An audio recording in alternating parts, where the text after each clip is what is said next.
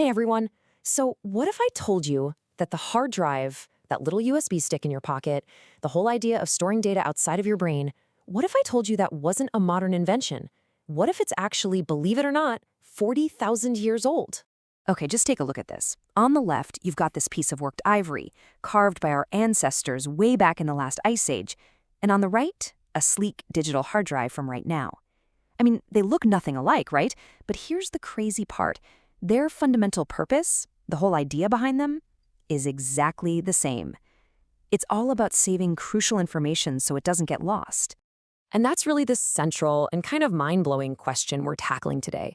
What if this simple act of just scratching marks onto a piece of bone was one of the single most important technological leaps in all of human history? The honest-to-goodness invention of external memory. All right, so let's really dive into this. To get why this was so revolutionary, you have to travel back in time with me. I mean, forget cities, forget farms, definitely forget writing. Just imagine, you are a hunter-gatherer. You're living 40,000 years ago, and your survival, that's your full-time job. In this world, there is no Google. There's no library, no save button. The one and only place you can store information is right here, inside your own skull. And, while our memory is incredible, it is also notoriously unreliable. Forgetting where you left your keys today is just an inconvenience. But back then, forgetting the month when the reindeer herds migrate, that could mean starvation for your entire tribe. And what's so fascinating is the sheer complexity of the data they had to keep track of. This wasn't simple stuff. We're talking about tracking lunar cycles for a successful hunt on a full moon, knowing the exact seasonal patterns of which plants you could eat, predicting the massive migration routes of bison, and even using the stars, the constellations, just to navigate your way back home. All of it was incredibly complex, time-sensitive, life-or-death information. So you're facing this incredible cognitive burden, this massive amount of stuff you have to remember. What do? Well, you invent a technology to offload it. And that is exactly what these marked bones and ivory artifacts seem to be, humanity's very first attempt at creating an external memory system. For a long, long time, archaeologists just figured these were, doodles or decorations, maybe some kind of primitive art. But a whole new wave of research is suggesting something way more profound. These weren't just random scratches. No, they were systematic. They were intentional. They were, for all intents and purposes, data. But even after realizing these marks might hold some kind of information, the huge question was still out there. What did they actually mean? For decades, the purpose of these intricate patterns was this tantalizing mystery, locked away in some ancient code we just couldn't seem to crack. And this is where the story gets really, really cool. The key to unlocking this 40,000-year-old secret wasn't some kind of Rosetta Stone. It was modern artificial intelligence. Researchers use these powerful statistical models to analyze the sequences of marks across hundreds of these artifacts that had been found all over Europe. And this chart illustrates the breakthrough moment perfectly. The AI found that the marks were not random at all. As you can see, their information density, that's basically the amount of structured information packed into the patterns, is incredibly high. It's actually comparable to the earliest forms of writing from Mesopotamia, and way, way higher than you'd ever see in just random scratches.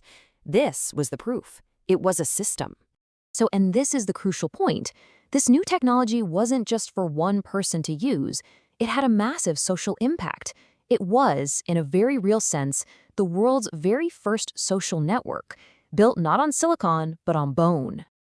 I mean, think about that for a second. This artifact wasn't some private diary for one hunter to track their own successes. No, it was a shared tool. It was a communal database, a physical object that could store vital information for the entire group, and it was accessible to anyone who knew how to read the code. And you can see how this creates a powerful new social pattern. An elder could watch the phases of the moon and mark it on a bone. Then they could bring that artifact to the group. Picture it. Around the campfire, everyone could discuss it, combine that data with their own observations, and plan their next hunt together. It literally turned individual memory into collective, actionable intelligence. And that is the revolutionary leap. For the first time in human history, critical knowledge no longer died with the person who held it. It could persist. It could be shared, debated, and built upon generation after generation.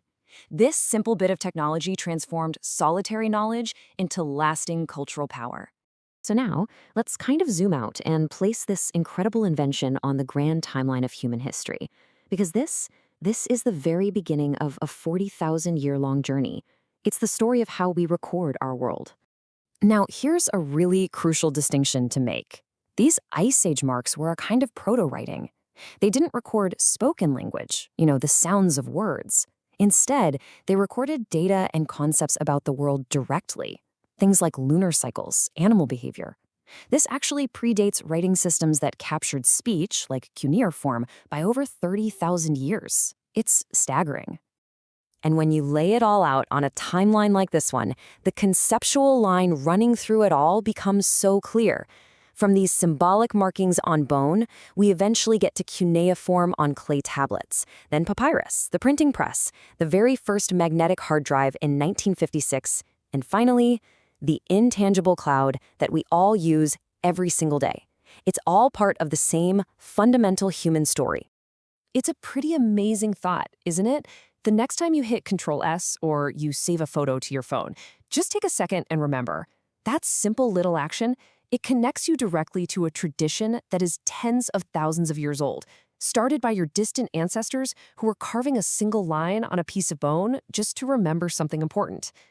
Which kind of leaves us with one final thought. From an etched piece of ivory to global fiber optic networks, our tools for storing data have become almost unimaginably powerful. But has the fundamental human need behind it all, that drive to record our experiences, to share what we know, and to build a collective memory for the survival of the group, has that really changed at all? Thanks for joining me.